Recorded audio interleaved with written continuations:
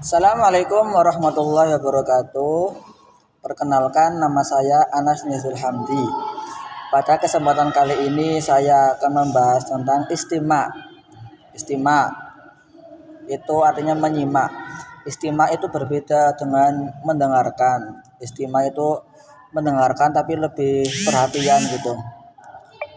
Menyimak adalah suatu proses kegiatan mendengarkan lambang lisan-lisan dengan penuh perhatian, dengan pemahaman, apresiasi, serta introspeksi untuk memperoleh informasi, menangkap isi, serta memahami makna komunikasi yang tidak disampaikan oleh suatu pembicara melalui ajaran atau bahasa lisan.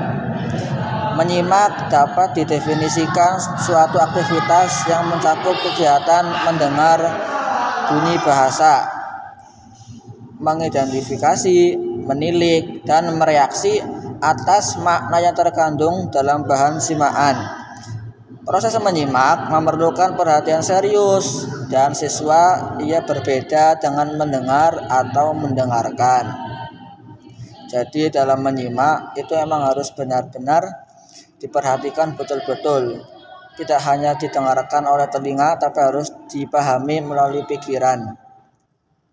Dan menyimak itu harus harus ada efeknya, mungkin bisa menjelaskan kembali dan lain-lain. Harus diusahakan dengan perhatian yang penuh. Oleh karena itu, dalam kegiatan menyimak ada unsur kesengajaan dalam perhatian dan pemahaman yang itu merupakan unsur utama dalam menyimak. Selanjutnya adalah maharo istima dibagi menjadi dua macam. Yang pertama, menyimak untuk keperluan pemulangan atau drill. Maharo istima pada model ini menuntut peserta didik untuk menyimak teks yang diperdengarkan baik melalui media audio, rekaman, atau pengajar secara langsung, kemudian mengulang dari apa yang didengarnya. Pada pembelajaran maharo istima model ini, pengajar tidak disarankan untuk memperlambat atau mempercepat bacaan melampaui batas yang seharusnya, sehingga peserta didik akan terbiasa dengan situasi belajar dengan model ini. Yang kedua ada menyimak keperluan memahami teks. Peserta didik menyimak teks dengan tujuan memahami teks tersebut dengan baik, dapat membedakan antara ide pokok, kalimat penjelas, serta dapat memahami alur cerita dalam teks dan sebagainya. Bismillahirrahmanirrahim. Baik, saya akan menjelaskan materi yang di slide 5, yaitu tentang media pembelajaran bahasa Arab yang dapat kita gunakan untuk membantu pengajaran di dalam bahasa Arab, yaitu khususnya pada maharoh istima. Karena memang pada dasarnya dalam maharoh istima itu seorang guru, dosen, pengajar, dan lain sebagainya itu hanya sebagai fasilitator, bukan sebagai sumber utama informasi.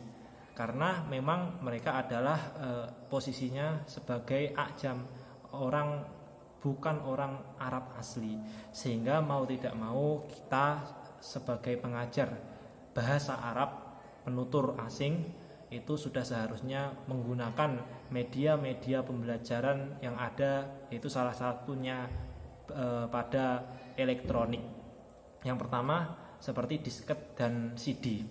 Jadi media disket dan CD itu dapat kita gunakan untuk pembelajaran membantu maharoh istima dengan cara menyetel atau memutar audio, suara, begitu juga di dalam komputer, laptop, dan lain sebagainya.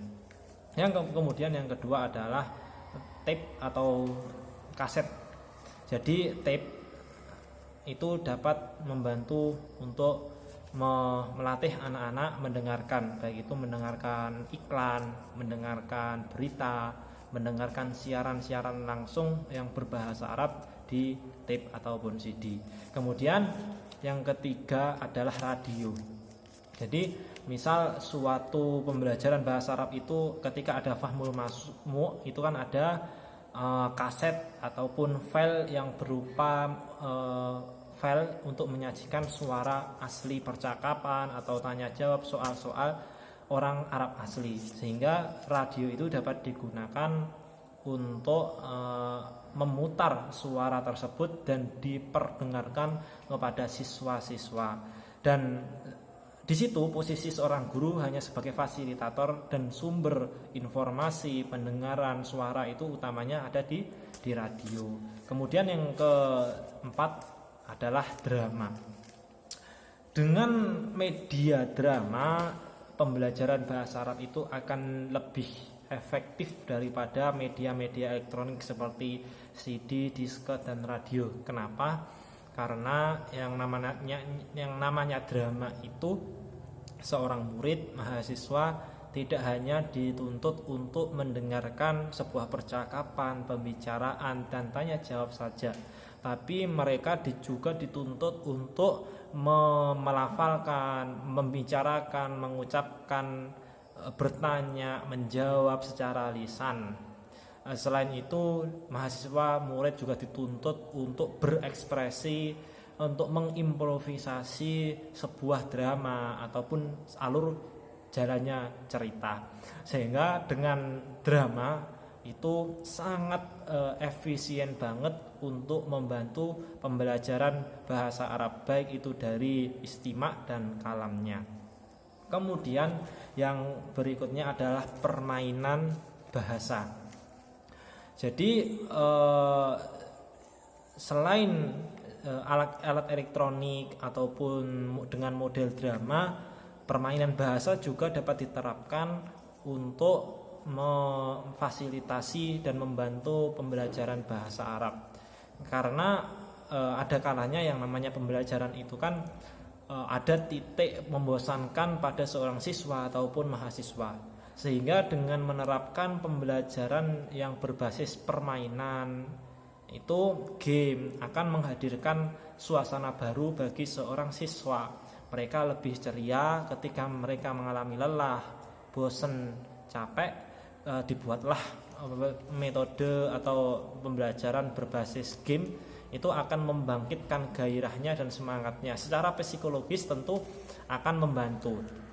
Jadi dengan media game itu pembelajaran bahasa Arab akan lebih efektif. Contohnya seperti tebak rantai, kemudian sambung rantai, kemudian apalagi lempar bola dan lain sebagainya. Sebenarnya banyak game-game yang dapat diaplikasikan dengan pembelajaran bahasa Arab. Jadi itu teman-teman yang media pembelajaran yang dapat kita gunakan untuk pembelajaran bahasa Arab sehingga membantu dan dapat sampai tujuan pada pembelajaran bahasa Arab itu sendiri, yaitu istimak.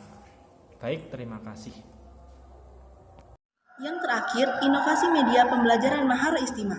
Inovasi media pembelajaran Maharo Istima meliputi berbagai strategi dan metode yang digunakan untuk membuat pembelajaran lebih efektif dan menarik. Beberapa inovasi media pembelajaran yang digunakan dalam pembelajaran Maharo Istima antara lain: yang pertama, media pembelajaran berbasis video animasi. Penggunaan media pembelajaran berbasis video animasi dalam pembelajaran Maharo Istima.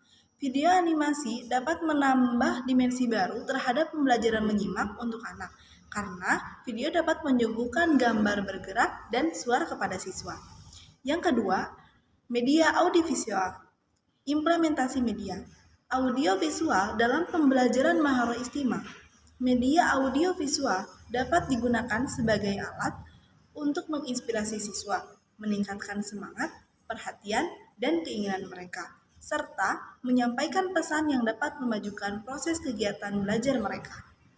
Yang ketiga, ada media YouTube. Penggunaan media YouTube dalam pembelajaran Maharo Istima.